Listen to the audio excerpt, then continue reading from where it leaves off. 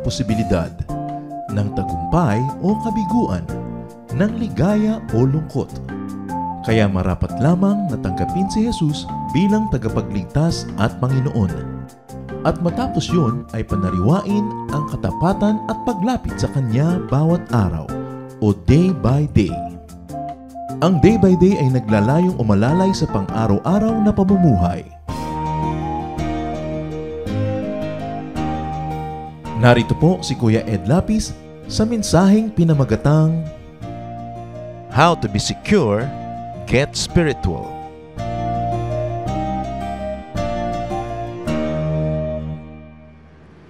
The Lord is good. At isa sa mga kabutihan ng Panginoon, gusto niya tayo ay secure.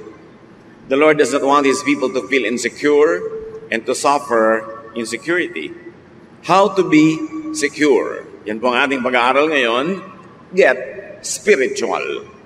Isang solusyon para maibsan ang napakaraming pakiramdam ng mga tao na kulang sila sa mga bagay-bagay. Ama namin, salamat sa araw na ito dahil kami binigyan mo na naman ng pahiram na buhay. Salamat sa lakas at salamat sa kalayaan na sumamba sa inyo. Panginoon, patawarin niyo po kami sa mga kasalanan namin. Papaglinawin niyo po ang aming isip. Patalinuhin niyo kami para maintindihan namin ang mensahe ninyo at ito maipamuhay namin. Ang buhay namin mas gumanda, mabigyan ng tingkad ng kulay, ng ligaya, ng kabanalan dahil sa mga pagtuturo ninyo. Akayin niyo po kami, kayo po ang mangaral, gamitin niyo ang lingkod niyo na kasangkapan, subalit tinig niyo ang nais naming marinig. At sa inyong pangungusap, pagtuturo sa amin, magpalaya kayo Panginoon, empower your people, strengthen us, enlighten us, teach us, instruct us. In the name of Jesus, your Son, our Lord, our Savior, our Healer, we pray with thanksgiving. Amen. Insecurity is one of the gravest emotional and spiritual illnesses of people. At pag ang tao insecure, maraming ginagawang mali, maraming mga discarding, lalo lang nagpapalala sa kalagayan. Luke 12:13-15. A man in a crowd said to Jesus, "Teacher, tell my brother to give me my share of what our father left us when he died." Jesus answered, "Who gave me the right to settle arguments between you and your brother?" Then he said to the crowd, "Don't be greedy. Owning a lot of things won't make your life safe." Habang ang Panginoon ay nagpapagaling ng mga may sakit, nagtuturo ng daan patungo sa kaharian ng Diyos, meron namang biglang lumapit at iba naman ang request sa kanya. Mamagitan siya sa family squabble. Nagkakagalit ang dalawang magkapatid o ang magkakapatid tungkol sa mana nila sa kanilang yumaong magulang. At sabi niya kay Jesus, "Pwede bang mamagitan kayo at sabihin niyo sa kapatid ko na ibigay sa akin ang tamang mana na para sa akin?" At sabi naman Panginoon, sino naman ang nagsabing dapat akong maging hukom sa mga kaso ninyo ng mga ganyan? Bakit kailangan niya akong isangkot? At sinabihan niya ang lahat, kasama na rin yung nag-request na siya ay makialam sa hatian ng mana, huwag kayong maging mga sakim. Ang pagmamayari ng maraming bagay ay hindi nagbibigay ng katiyakan, ng kaligtasan, ng katiwasayan sa inyong buhay. So the man wanted to bring Jesus' spiritual ministry down to worldly and materialistic levels. Pati si Jesus gusto nilang isangkot sa kanilang mga hatian at mana-mana issues. Alam nyo, kahit ngayon mga kapatid, merong mga taga-church, lalapit sa pastor para tulungan silang mangolekta ng mga pautang. O kaya lalapit sa pastor para tulungan silang mangutang. Na hindi naman dapat ginagawa dahil hindi naman yun dapat ang pinagagagawa ng mga spiritual leaders. At napaka-sensitive ng Panginoon sa totoong problema, hindi lang yung hatian ng particular mana, ng particular family na yon, kundi a general human condition of greed.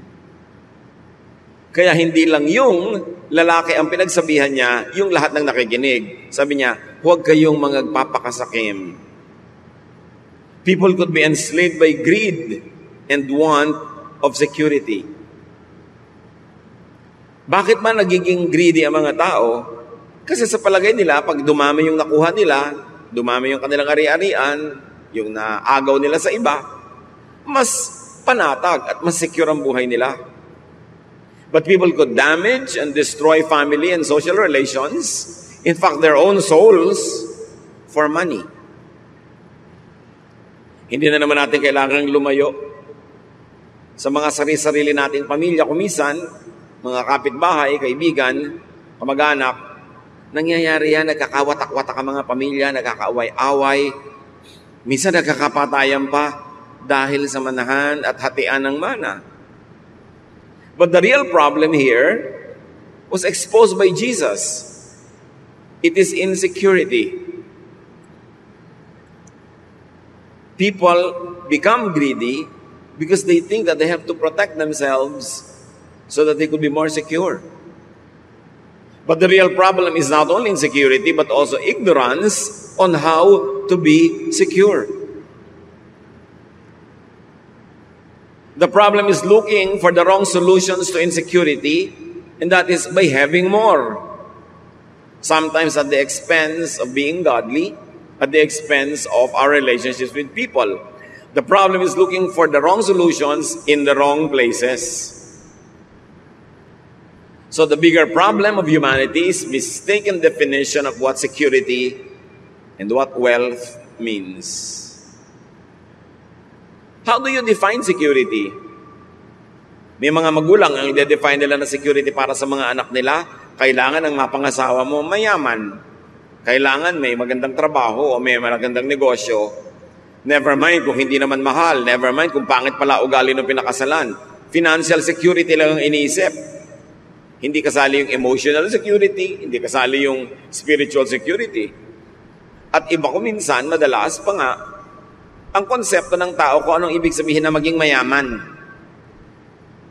99% yaman lang sa pera ang itinuturing na kayamanan. Because people could be so physical, people could be so materialistic. Luke 12:16-17. So Jesus told them this story. So may kadugtong agad na kwento ang Panginoon para ipakita ang point niya na hindi lang pera-pera ang buhay. A rich man's farm produced a big crop. And he said to himself, "What can I do? I don't have a place large enough to store everything." Ang problema ko minsan ng mga nagbubukid, magsasaka, maging big-time farmers, landowners, madalas, konti lang ang ani. Problema yon. Ito namang taong ito, dumami yung ani, sa palagay nyo na wala ang problema, nagkaroon ng bagong problema. Sabi niya, saan ko kaya itatago, i-imbak itong napakarami kong ani? Saan ko ito ilalagay? When the man had a lot of harvest, he should have been secure at that point. But another problem and another need emerged. Storage. How to secure the grain, how to secure the wealth. Luke 12:18. Later he said, "Now I know what I'll do. I'll tear down my barns and build bigger ones where I can store all my grain and other goods." Nagkaroon siya ng ideya. Paano lulutasin ang problema? Wawasakin niya yung maliit niyang kamalig o storehouse at magpapatayo siya ng mas malaki kung saan niya ilalagay yung kanyang maraming ani. But you know what construction is? It is stressful. Subukan niyo magpagawa kahit ano. Stressful yan. Nagkakaproblema ka sa manggagawa, kung may contractor ka, madalas magkakaproblema ka rin sa kanya. O nagkakaproblema siya sa iyo, may problema ka sa supplier, may problema ka sa lahat ng bagay. Stress. Luke 12:19. Then I'll say to myself, you have stored up enough good things to last for some years to come. Live it up. Eat, drink, and enjoy yourself. Now the man feels secure enough. Or at least, he thinks so. Sabi niya, at patapos ko maipagawa ang malaking lalagyan, magre-relax ako, magpapasarap. At sasabihin ko sa sarili ko, mag-enjoy ka. Luke 12:20-21. Pero may problema na naman eh. But God said to him, "You fool, tonight you will die. Then who will get what you have stored up?" This is what happens to people who store up everything for themselves, but are poor in the sight of God. Maganda na sana ang takbo ng kwento, nakakita na siya ng solusyon, magpapalagawa siya ng malaking kamalig, isang malaking taguan ng kanyang mga bagong ani, at sabi niya, matagal-tagal din ako magre-relax kasi marami akong naipon. Pero sabi ng Panginoon, alam mo, mamamatay ka na ngayong gabi. Pambihira naman bad news, no? Mamayang gabi na talaga, hindi next week. Mamamatay ka na mamayang gabi. Sino ngayon ang makikinabang ng lahat ng pinaghirapan mo? At sabi ni Jesus, ganito ang mangyayari sa lahat ng mga taong sobrang nag-iipon, sobrang nagpapayaman, pero sila ay mahirap, maralita, dukha sa panukat at sa tingin ng Diyos. Ngayon, bago tayo magkalituhan mga kapatid, maglinawan muna tayo. Ang pagpaparami ng ani, ang pagpapalaki ng mga taguan ng mga ani, ang pagpapayaman, by itself, hindi masama. Madalas nga, mabuti yun. But in this particular case of this particular man, yung pagpapayaman niya, naging mahirap siya sa tingin ng Diyos. In other words, marami siyang ginawa na hindi dapat ginagawa ng makadiyos na tao. Marami siyang pinabayaan, marami siyang nilabag ng mga kautusan ng Diyos para lang siya yumaman. Kaya kahit yumaman siya materially, lalo siyang humirap sa tingin ng Diyos. At mabuti magkalinawan tayo mga kapatid, may mga yumayaman, pero hindi naghihirap sa tingin ng Diyos kasi sa pagpapayaman naman nila, hindi sila gumawa ng masama. Hindi sila nagpahamak, hindi sila naging sakim, hindi sila nang agaw. Kasi remember, ang context ng kwento na ito ay yung agawan ng mana, at yung pagsasabi ni Lord na hindi nadadaan sa mga nakukuha mo, napupunta sa iyo, ang ikabubuti mo. So obviously, ang konteksto ng kwento ng taong ito ay marami siyang ginawang hindi maganda para lang yumaman. Naging mahirap siya tuloy sa tingin ng Diyos, kahit sa tingin ng tao, mayaman siya. Pwedeng dinaya niya ng sweldo ang kanyang mga manggagawa. Pwedeng nilamangan niya ang kanyang mga kapatid, baka inagaw nga niya yung lupa na yon sa manahan. Kung ano man yung dirty tricks niya. Pero yung yumaman ka lang, lumaki ang iyong ani, nagpagawa ka ng maraming bangan, by itself cannot be bad. Pero may paraan ng pagpapayaman na masama. At yun ang tinutukoy dito. So maganda na sana ang plano ng taong ito, pero yung pala, God has other things in His mind. The man was feeling secure, but God thought otherwise. He thought that the man had all the reason to be insecure because this man is going to die soon, unprepared to meet his God. At maaaring hindi lamang ibang tao ang dinaya ng taong ito sa kanyang pagpapayaman, pati ang kanyang sarili. Paano madadaya ng isang tao ang kanyang sarili sa pagpapayaman? Kung sobra siyang nag-alala, tumaas ang blood pressure, lumaki ang puso, nagkaroon ng sakit sa puso, naging hypertensive. Kung sa pagpapayaman niya, sobra siyang na-stress, tumaas ang sugar levels, naging diabetic. Kung sa pagpapayaman niya, nagkaroon siya ng mga ulcers dahil sa stress, dahil sa pagpapabaya sa kanyang kalusugan. Kung sa pagpapayaman niya, maraming nagalit na pwedeng patayin siya mamayang gabi dahil galit sa kanya, nadaya niya ang kanyang sarili.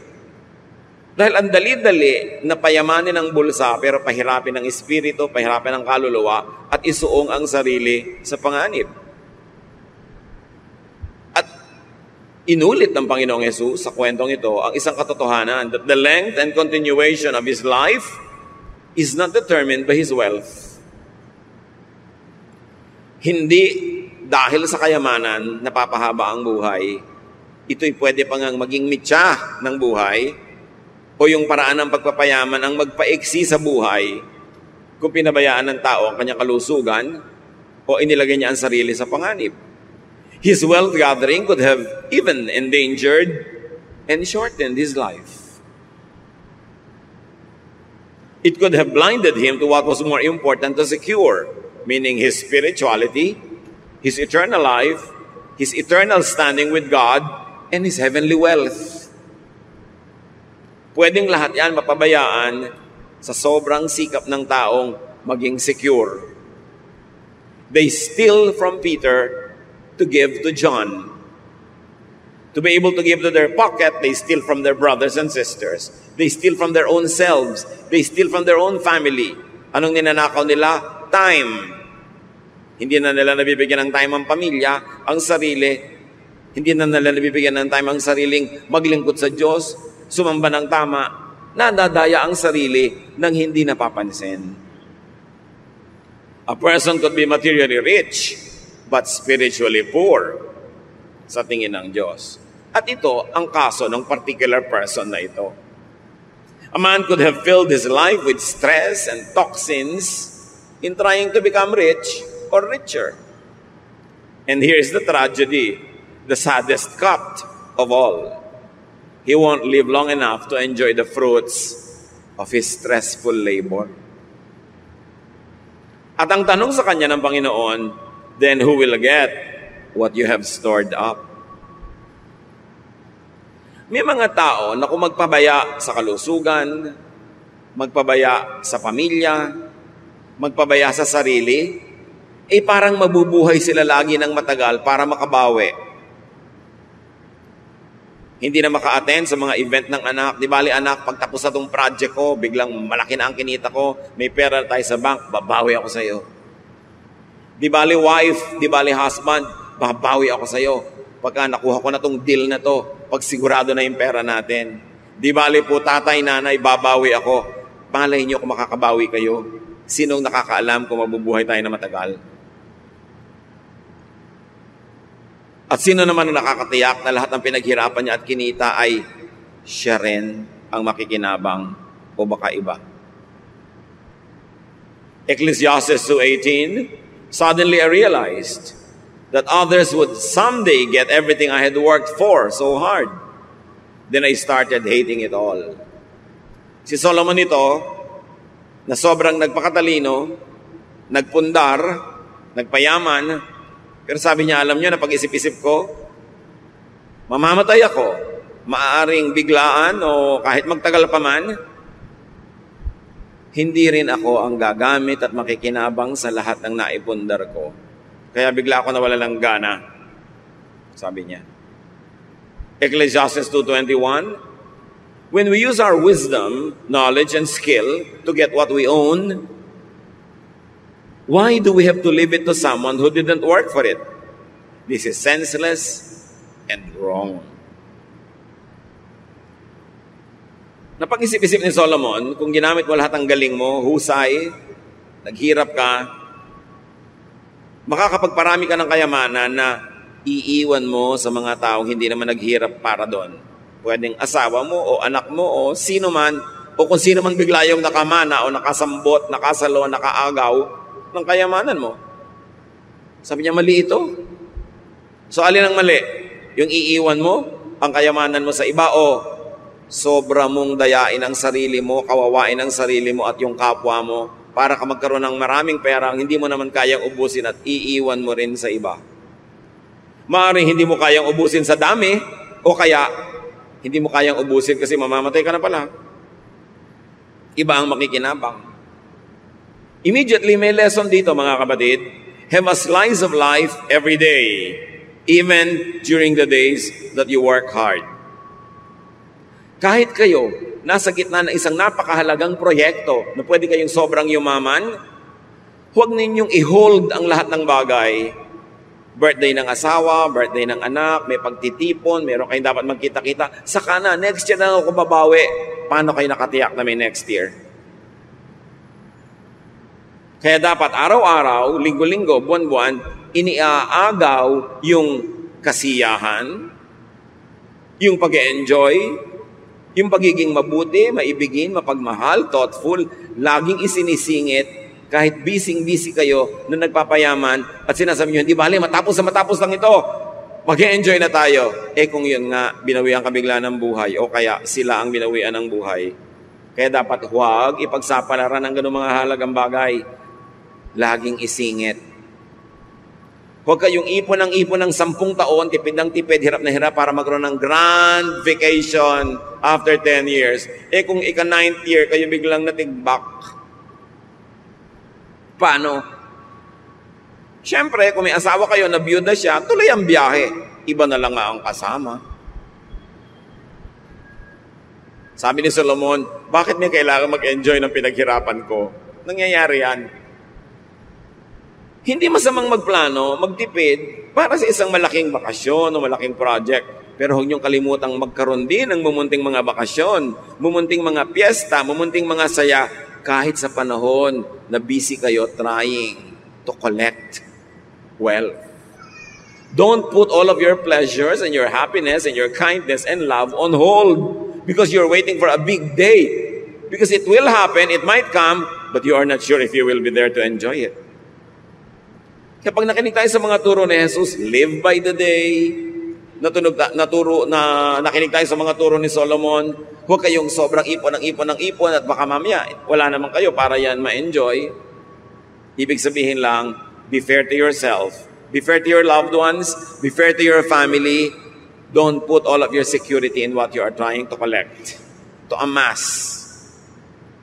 Because life could be taken back anytime.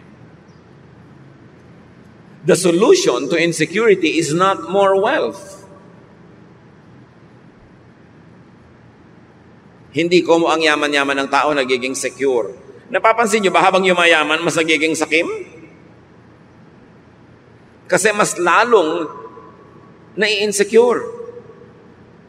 Yun nga magaganda eh. Yung magaganda na, hindi pa makontento, padagdag pa ng padagdag, patanggal ng patanggal, paretoke ng paretoke. Walang contentment ang tao. So don't ever think na pag dumami yung pera nyo, makukontento na kayo. Security is not in more wealth. Hindi sa pag-ibig sa pera at pagsamba sa pera. Ecclesiastes 5:10, if you love money and wealth, you will never be satisfied with what you have. This doesn't make sense either. Have you realized this, mga kapatid? You are never satisfied with anything that you love. Kaya pag tao yung love nyo, you are never satisfied. Laging kulang ang oras, kulang ang panahon, kulang ang pag-ibig, kulang at kulang at kulang. Kasi ang iniibig, nagiging poon. Nakaka-addict. Lalo lang nagiging kulang. So kung pera ang iibigin ng tao, hindi siya kahit kailan makokontento. Ecclesiastes 5:11, the more you have, the more everyone expects from you. Your money won't do you any good. Others will just spend it for you. Tanungin niyo ang mga OFWs kung hindi yan totoo. Sabi niya, alam niyo, hindi solusyon na dumami ang pera para ka maging secure. Subukan ninyo. Sabi niya, padamihin mo ang pera mo, pagtagumpayin mong negosyo mo, palakihin mo ang sweldo mo, dumadami ang hihingi, dumadami ang aasa, kulang at kulang pa rin. Sige, patayin mo ang sarili mo, magsakripisyo ka, magpakatandang dalaga ka, magpakatandang binata ka, sige, kumita ka ng kumita, uubusin ng mga kapatid mo, ng nanay mo, tatay mo, kung sino-sino, mga pinsan mo, ang perang kinikita mo. Sige, patayin mo ang sarili mo. Akala mo, tama yan? You think that by earning more money, you will have more money? No! By earning more money, more people will spend it for you. Sabi, kailangan magpakatalino ka sa buhay. Hindi pagdadagdag ng pera ang solusyon sa lahat. And here, we should apply the lesson spiritually. People could self-destruct when they sacrifice health for wealth. Maraming ganyan. Inuubos ang kalusugan. They squander their health for wealth. They burn their candles at both ends. nagkakasakit-sakit, nagkakasira-sira ang kalusugan, nakakakain ng mali o hindi nakakakain ng tama sa paghahanap ng pera, sa pagnenegosyo, sa pakikisama, sa pakikitungo, sa mga makakapagbigay ng malalaking deal. They squander their health. Okay, then they will have the wealth. Then they will have to squander all that wealth to get healthy again kasi nagkasakit na. May mga taong inuubos ang kanilang kabataan, ang kanilang lusog para magkapera. Pag nagkapera na, uubusin naman nila yun sa pagpapagamot dahil winasak na nila yung kanilang buong kalusugan. People could self-destruct when they sacrifice spirit for body. When they sacrifice peace and serenity for vexing materialism and worldliness. Bawat pag-alala, bawat takot, bawat nerbiyos, bawat galit, may bayad ang emosyon, may bayad ang spirito. Hindi nga lang laging nasusukat sa pera kaya hindi nahahalata. Kung pipili kayo, matiwasay na pamumuhay na hindi sobrang daming pera o ang daming pera pero ang gulo, doon na lang kayo sa matiwasay. Kasi malaki din ang bayad pag ang espiritu ay ligalig, gulo, vexed, stressed. May natural question naman ng mga tao, but how about our needs? Paano naman ang pangangailangan namin kung magre-relax na lang ba kami? What is the solution for and to insecurity? Luke 12:22-23. Jesus said to his disciples, I tell you not to worry about your life. Don't worry about having something to eat or wear. Life is more than food or clothing. Siyempre, ito ay a poetic language, meaning exaggerated yung language. It doesn't have to be taken fully in its exaggeration. Hindi naman sinasabi ng Panginoon na huwag na kayo mag-isip kahit paano kung may kakainin ba kayo, may hanap buhay ba kayo, kundi huwag yun ang gawing pangunahing issue ng buhay. Hindi kailangang matabunan ng mga issue na ito yung mas mahahalaga. Because life is more than just survival. Life is more than just existence. Ngayon, yung mga hayop, they are just there to survive and to exist. Kaya sabi sa Luke 12:24-30, look at the crows. They don't plant or harvest. They don't have storehouses or barns. But God takes care of them. You are much more important than any birds. Can worry make you live longer? So ipinakita ni Lord, tao kayo, meron kayong ibang mas mataas na layunin sa buhay. Yung mga hayop, ang layunin lang nila mabuhay. In fact, hindi naman alam ng mga hayop na mamamatay sila. Tao lang sa creation ang alam niya na mamamatay siya. Kaya sabi niya, tingnan mo yung mga hayop, hindi sila nag-aalala. Sila nga mga hayop, pero inaalagaan sila ng Diyos. Kayo pa kaya na mga tao? Dapat mas mataas kaysa sa mga hayop ang inyong iniisip. Ang iniisip lang ng hayop sa umaga, makakain, tas masaya na siya, pero hindi lang pagkain o inumin ang iniisip ng tao.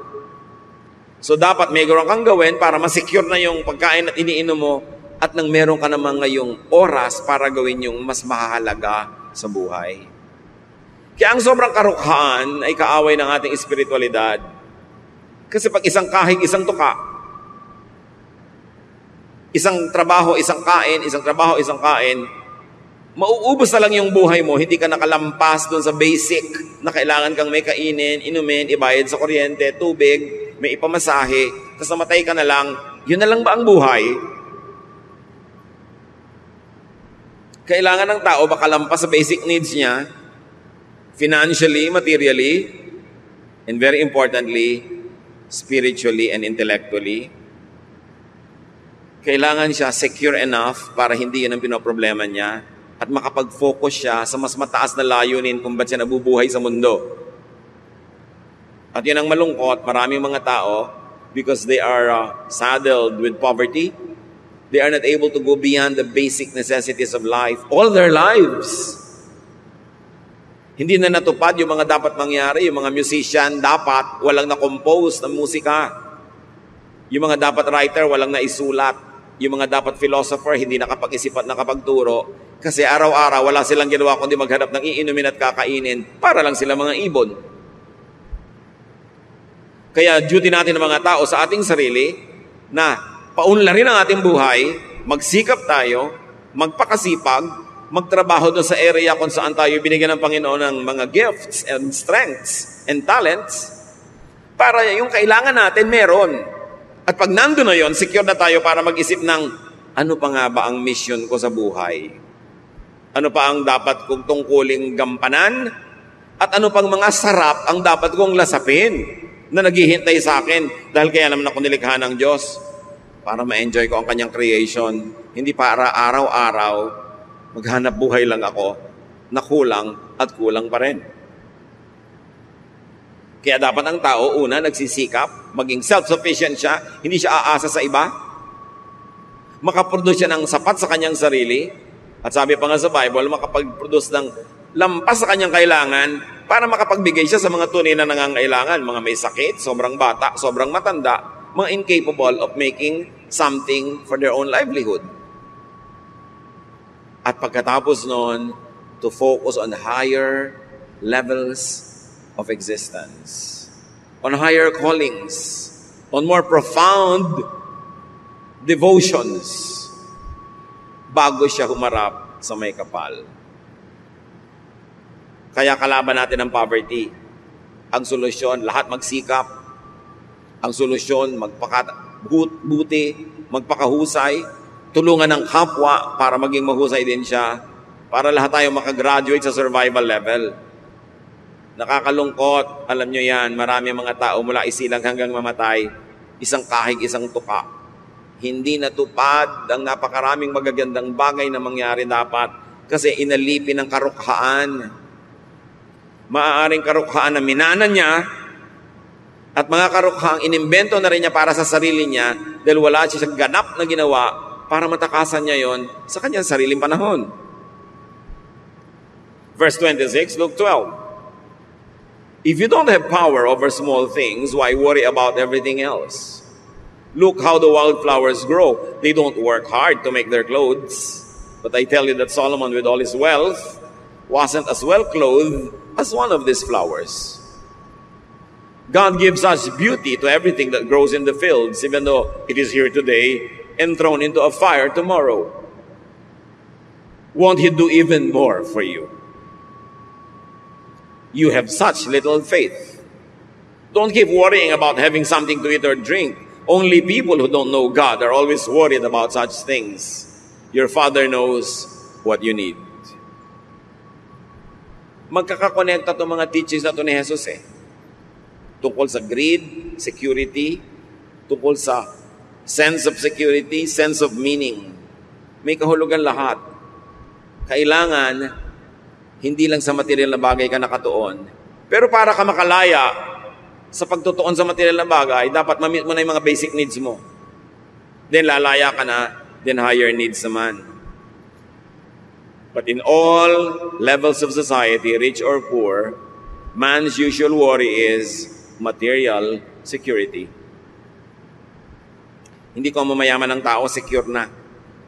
Kaya mga yumayaman nga, ayaw tumigil pa magpayaman Kasi mas nai-insecure. Mas natatakot bumalik sa hirap. Mas nagkakaroon ng mga phobia. Ang solusyon nila, maging greedy. Hindi naman lahat. Pero madalas ganon. Man's usual neglect is spiritual security and wealth. Ano po ba ang spiritual wealth? Magkano yon? Hindi nga yun dinadaan sa pera. Ang kayamanan ng materialistic na tao, pera, ari-arian, bagay. Ang kayamanan ng spiritual na tao, peace, kapayapaan, katiwasayan. Ang kayamanan ng spiritual na tao, yung kagandahang asal, kagandahang loob. Yung iba naman, kaya nag-aasal hayop, kasi nga trying to survive. Pag hindi sila ng aga, wala silang kakainin. Nag-aasal hayop tuloy. Kaya mo sinisikap umunlad, maging mariwasa, para hindi ka kailangan mag-asal hayop. hindi ka kailangan makipagkagawan, hindi ka kailangan makipagtulakan. You can afford to be ethical, you can afford to be giving and forgiving kasi meron ka naman. That's why it is doubly wrong for rich people to steal. Yung mahirap na tao, kailangan nakawin yung gamot na igagamot sa nanay niya, kailangan nakawin yung pagkain ipapakain sa anak niya, bagamat hindi tama at hindi maganda, at least mauunawa mo, nagnanakaw kahit gutom. Eh yung bundat na nagnanakaw pa, anong pang-unawa ang kailangan mo doon? Busog na, halos umaapaw na sa lalamunan yung kinakain niya, gusto pa kunin pa rin yung pagkain ng iba. Ang yaman na, patuloy pa rin sa pagnanakaw. That's doubly wrong. Because it's doubly wrong for a rich person to steal when he has no longer any need. Nanineglect ng tao ang kanyang espiritu dahil sa kanyang sikmura. Kaya dapat, pagsikapan yung sikmura, ma-secure, minimum, para may iba naman siyang maisip sa buhay na dapat gawin. Luke 12:31, sabi ng Panginoon sa pagpapatuloy, "But put God's work first, and these things will be yours as well."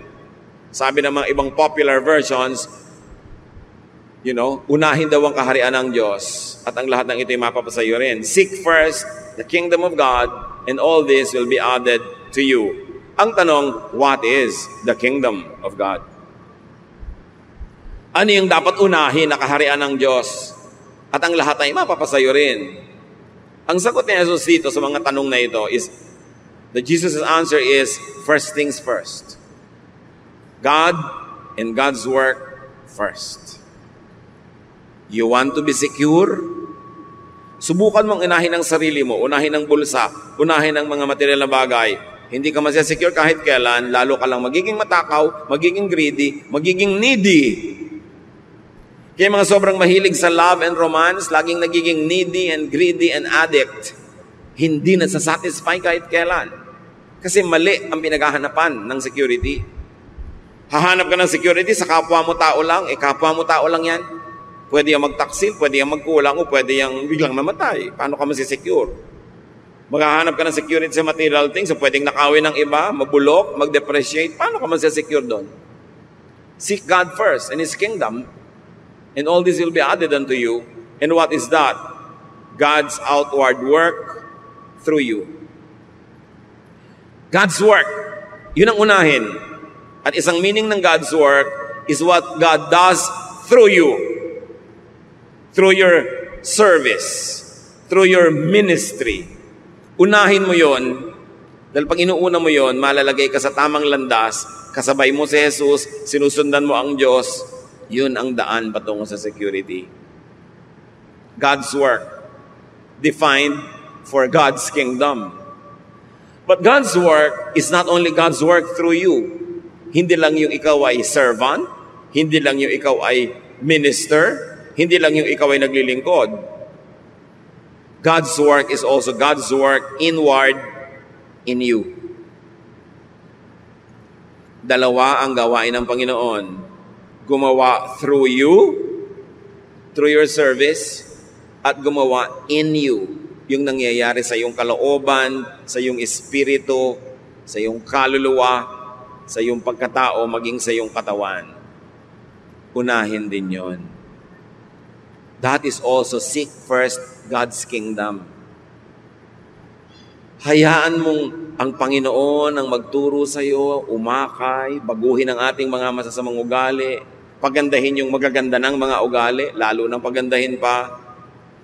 Yung makapaghari ang Espiritu ng Diyos sa ating puso na tayo nagkakaroon ng katahimikan, kapayapaan, contentment, godliness, joy, unahin yun. So, in practical terms, meron ako ang laking kikitain dito, pero malalabag ang konsyensya ko, maguguluhan ng aking espiritualidad, masisira ang aking relasyon sa Diyos, masisira pati ang ministry ko sa Panginoon, di wag na lang, yun ang ibig sabihin ng seek first His kingdom and His righteousness. And all this that you want will be added to you. It will be added later, not before. Meron akong ambisyon, pero kailangang makipagkalas ako sa mga taong mahalaga sa akin, lumayo ako sa mga mahal ko sa buhay, maligalig ako, malungkot ako. Seek first yung paghahari ng Diyos. Yung God's kingdom, hindi lang yun yung pupuntahan mo sa mga ulap-ulap pag namatay ka in the next life. God's kingdom is the kingdom of God inside your heart. Ang paghahari ng Diyos, hindi sa mga alapaap, kundi sa puso mo. Yun ang unahin. Kung sa maganda mong project, sa gagawin mong ambitious thing, kakailangan mong patalsikin si Jesus mula sa trono ng puso mo at iba ang iluklok mo doon dahil may project ka, unahin mo na lang ang paghahari ng Diyos sa iyo. Doon ka masesecure. Huwag kang magpapadaya na magiging secure ka sa pagpapaalis sa Diyos sa buhay mo para habulin mo yung mga gusto mo. Marami ka naman pwedeng habulin, nakasabay mo ang Diyos, tinutulungan ka pa niya, tinutulak ka pa sa paghahabol mo para ka mapabilis. Bakit ka maghahabol sa mga bagay na maglalayo sa iyo sa Diyos? Lalo ka lang may insecure. At ibalik natin sa pera yung usapan. Ba't mo na ipagbibili ang iyong kaluluwa para sa pera? What does it profit a man to gain the whole world and lose his soul to the devil? Ito ang mga bagay na nalilimot ng maraming tao ngayon. Sobrang kasing secularized na mundo, sobrang materialistic. Basta pera na, kahit Diyos kakalimutan, kahit ang pagiging maka-Diyos, isa sa isang tabi, kahit ang kapayapaan, kapayapaan sa pamilya, isa sa isang tabi, inuuna yung ganung uri ng security. In practical terms, marami ng mga kapatid nakakalungkot. Gusto nating unawain, pero yung may asawa dito, pupunta abroad, magpapakasal doon para maging citizen. Pagkatapos sa kalibutan na yung asawa dito, nagkawindang-windang na yung buhay nila, nagkagulo-gulo. Unahin mo na lang yung paghahari ng Diyos sa iyong buhay, yung mas payapa. Kahit hindi ganun kalaki ang naging oportunidad mo sa buhay, tahimik naman. Yung kasing katahimikan, kapayapaan, walang price tag. Kaya kung minsan, akala natin walang halaga. Ito, tandaan nyo. Basta may price tag, mura yon. Kasi may price tag na may halaga. Ang mahalagang bagay, yung hindi nalalagyan ng price tag. Katahimikan ng loob, kapayapaan, tiwasay na konsyensya, masayang pang-araw-araw na pamumuhay kahit simple. Dapat yun ang inuuna. Yun ang turo ng Panginoon. Luke 12:32-33. My little group of disciples, don't be afraid. Your Father wants to give you the kingdom. Sell what you have and give the money to the poor. Make yourselves money bags that never wear out. Dramatic kasi ang mga contrasts, ang mga paghahambing ng Panginoon, kaya madalas pwedeng pagkamalian ang pagbabasa. Hindi siya kontra na magkaroon ka ng pera, hindi siya kontra na yumaman ka, pero kontra siya sa pagkakaroon ng pera, pagyaman na ang kapalit ay nawawala ang paghahari sa iyo ng Diyos. Pero kung pwede mong pagsamahin sa isang masayang pagsasama, then hindi na masama. Sabi niya, alam niyo mga mumunti kong mga estudyante, huwag kayong kabahan, huwag kayong nervyusin, huwag kayong matakot. Gustong-gusto ng Ama sa Langit na ibigay sa inyo ang kaharian niya. Hindi niya gustong ipagkait, kakampi niyo ang Diyos. Gusto niya kayong guminhawa, gusto niya kayong sumaya, pero unahin nyo yung paghahari niya. Pag binaliktad nyo, ang pinaghari nyo sa sarili nyo ay kasakiman. Ang pinaghari nyo sa sarili nyong puso ay masasamang espiritu, kasamaan, dahil gusto nyo lang magkapera, dahil yung kasi pagkakapera ay iniisip nyo magpapasaya. Yun ang kabiguan. Ang gawin ninyong mga savings, hindi lang savings ng pera, savings ng spiritual wealth. Huwag niyong kalimutan na bagamat kayo'y lupa, espiritu rin kayo. Huwag niyong itapon yung lahat ng espiritu para lang sa lupa. Nasasandali lang ang buhay dito sa mundong ito. Huwag malito Kasi napakalakas ng tinig ng materialism. Napakalakas ng tawag ng sanlibutan na pwedeng mabingi ka doon at malimutan mo ang banayad at tahimik na patuloy na pagtawag sa iyo ng Ama. Jesus emphasizes, make deposits in the heavenly, in the permanent, in the eternal bank. Make your spirit rich first. Make your spirit rich instead, kung kailangang mamili. And this is the kingdom of God inside you. Sa paggawa ng mabuti, nag-iimpo ka ng kayamanan sa langit sa kabilang buhay dahil siyempre may gantimpala yun. Pero nag-iipon ka rin ng kayamanan kahit dito pa lang. Pero sa pag-iimpok doon sa kabilang bangko na gumagawa ka ng masama sa sarili at sa kapwa, may bayad din. Kaya kung sobrang materialistic ang tao, ang tinuturuan ng Panginoon, reverse your values. Reverse the way you think. Balance your life, your focus, your preoccupation. Luke 12:33-34, make sure your treasure is safe. Where? In heaven. Where thieves cannot steal it and moths cannot destroy it. Your heart will always be there where your treasure is. So dito, pinapakita ng Panginoon, ano ba ang tunay na kayamanan? Yung hindi nananakaw ng iba. Yung hindi nabubulok at nawawala ng halaga.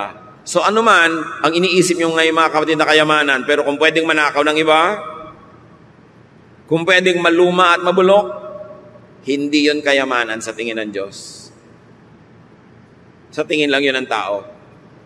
At kung yun ang ating mga kayamanan at wala nang iba pa, napaka-miserable naman natin at pobre sa tingin ng Diyos.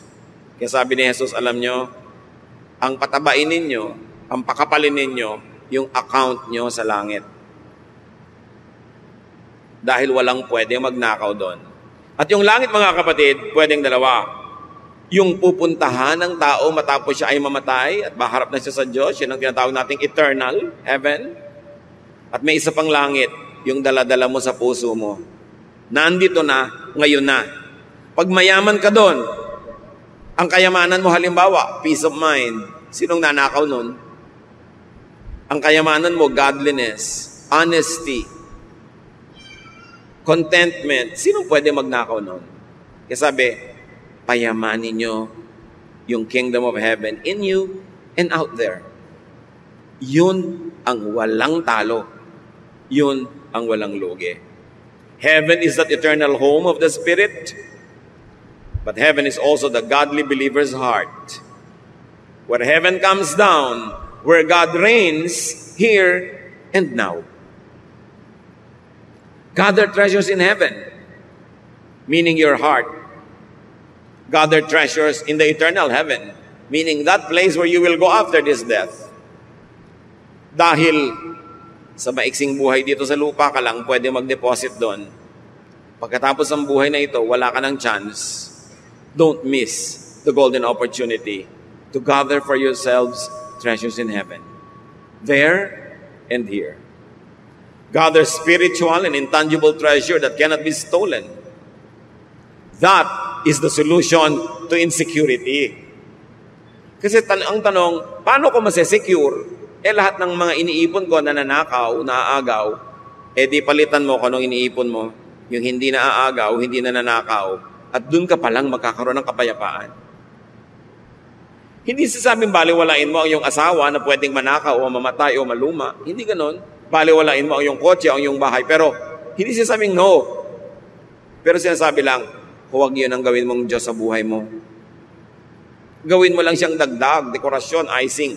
Pero hindi siya ang cake. Ang tunay na cake, yung kayamanan mo sa langit at sa puso mo. Sabi niya, and all this will be added to you. Idadagdag din naman eh.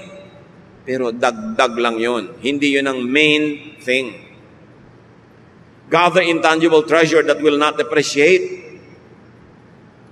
Like peace, contentment, restfulness of the spirit, goodness, Baka nga yung akala natin, taong kay hirap-hirap, siya pala yung mayaman sa tingin ng Diyos eh. At yung taong sineselebrate natin, ang yaman-yaman, ang hirap pala sa tingin ng Diyos. Paano pa kung ang yaman-yaman na sa tingin natin, tapos ang yaman-yaman pa sa tingin ng Diyos? Di ba? Heaven both ways. At pwede yon. Ngayon, kung hindi pwedeng sabay, ang sinasabi ni Jesus, unahin nyo na maging mayaman kayo sa tingin ng Diyos. Kasi ng tunay na kayamanang hindi nagmamaliw, hindi nababago, hindi naluluma, at hindi nananakaw. Do not just be rich materially. It will only cause more insecurity. Do not just be beautiful physically or on the outside, because it will also cause insecurity. Yung magaganda, mas insecure nga kasi ang dali-daling mawala ng kagandahan. Isang sunburn lang, natupok. Isang maling pangyayari sa buhay, pwedeng mawasak ang kagandahan. O kaya kahit walang masamang mangyari, sa paglipas ng panahon, talagang tinatawag ng lupa ang kagandahan. Kaya ang pati sa Bible, ang sinasabi, gusto niya maging talaga maganda, hindi masamang magpaganda sa labas, pero dapat mas maganda kayo sa loob. Kasi sa kalooban nakatingin ng Diyos. 1 Peter 3:3-4. Don't depend on things like fancy hairdos or gold jewelry, but expensive clothes to make you look beautiful. Be beautiful in your heart by being gentle and quiet. This kind of beauty will last, and God considers it very special. So maganda ka ba sa tingin ng Diyos? Yun ang unahin. Tapos maganda ka pa sa tingin ng tao, di doble, may bonus. Pero ang ganda-ganda mo sa tingin ng tao, tapos sa Diyos, hindi pala, lugi ka. Mahalaga unahin kung ano yung mas espiritual, ano yung nagtatagal, at ano yung mahalaga sa Diyos. Ano ang mga insecurities natin, mga kapatid? What are we insecure about? Siguro, kaya tayo insecure, yung pinaglalagakan, sinasandalan natin ng security, nananakaw, nawawala, kumukupas. Gusto ng Panginoon, matahimik tayo, magkaroon tayo ng sense of peace. Kaya gusto niya, maiba yung pananaw natin kung ano ang mahalaga, kung anong pinapahalagahan. Be changed by the renewing of your mind, so that you may prove what God's will is, His pleasing and perfect will. Sinasabi sa Romans. Kaya mahalaga, kung nai-insecure tayo, tanungin nyo, bakit ako na-insecure? Kasi yung kinakapitan ko, yung hinahabol ko, hinahangad ko, iniingatan ko, nawawala, nananakaw. Hindi pala ito ang gusto ng Diyos na unahin ko. That's why you have to let go and hold on to things that are eternal and important. Dear God, we thank you for reminding us about what is truly important. Dahil mahal nyo kami, pinapahalagahan nyo rin kung ano yung mga gusto naming mamunting bagay sa buhay. Pero turuan nyo kami, Panginoon, unahin kayo. Unahin namin maging maka-Diyos. Unahin namin yung mga bagay na pinapahalagahan nyo para sa amin. Unahin namin alagaan ang aming espiritu, ang aming emosyon, ang aming kalusugan, kesa sa sobrang paghahabol sa pera, paghahabol sa tao, bagay na we are addicted to. Set us free from our addictions, O God, so we can really be truly free.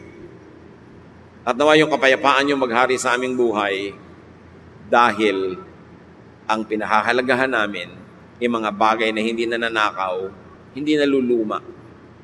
Pagbulay-bulayan natin, mga kapatid, ang kahulugan nito sa ating buhay. Kanya-kanyang application sa ating buhay. Kanya-kanya tayo na insecurity. Kanya-kanya nang hinahabol. Kanya-kanya nang pinagkakabaliwan kumisan. Pero ito ba ang gusto ng Diyos? What will give you peace? What will give you inner happiness? That is what is important to God. Not what is measured by money or by price tags. Dear God, teach us. Kayo lumikha sa amin. Kayo ang creator. Kayo yung manufacturer. Yung design ninyo, Panginoon, ang masunod sa aming buhay. Yung kalooban ninyo, plano nyo, ang manaig. Spend some time with the Lord. Surrender to the Lord your insecurities. Seek God's power to transform our values so we can attach value to what is really valuable to God. Dear Lord, guide your people, enlighten us, take away the cobwebs from our eyes so we can see clearly kung ano ang tunay na kahulugan ng buhay at kung ano ang mahalaga sa aming buhay. Be with the Lord in silent meditation.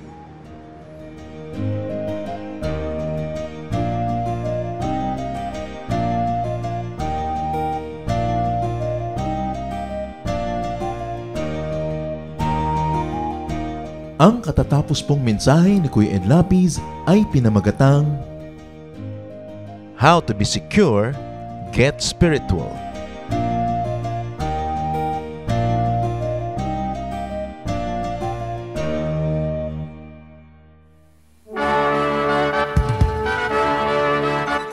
Halina't sama-samang sumamba at magdiwang sa Day by Day Jesus Celebration kasama si Kuya Ed Lapiz. Bulwagan ng Panginoon PICC, one Sunday a month, Philippine International Convention Center, Rojas Boulevard, Pasay City. All other Sundays sa mga day-by-day mini-bulwagan ang pagtitipon. Para sa buwan ng Enero, gaganapin ito sa January 19, 2025. 8 a.m. ang First Jesus Celebration, 10 a.m. naman ang Second Jesus Celebration. Para sa iba pang detalye, bisitahin ang ating official Facebook page, Day by Day Friends.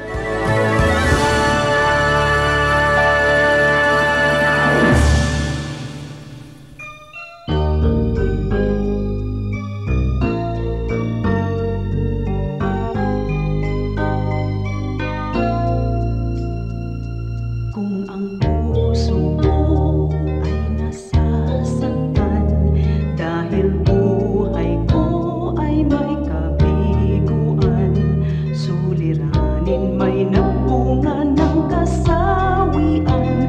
O Jesus, ikaw ay laging nandyan. Kung nagkamali't nagkasala man, ang patawad mo'y laging nakalaan. Kung ang kapwa ko sa akin nagkasala man, ang patawad ko kaya'y ilalaan.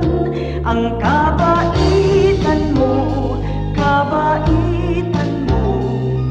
ay dapat kong tularan sa buhay ko. Ang kabaitan ko, biyaya ng Espiritu, kabaitan ko.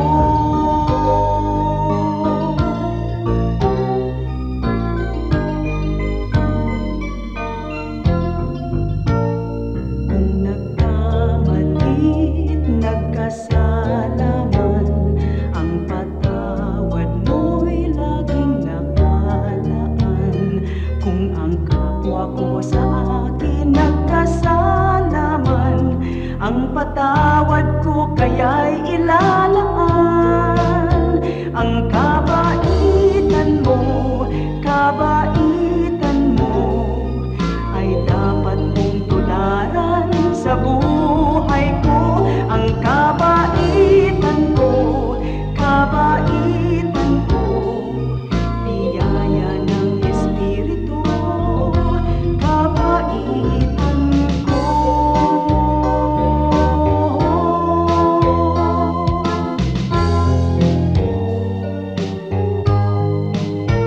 Ang kabaitan mo ay dapat kong tularan sa buhay ko. Ang kabaitan ko, biyaya ng Espiritu, kabaitan ko.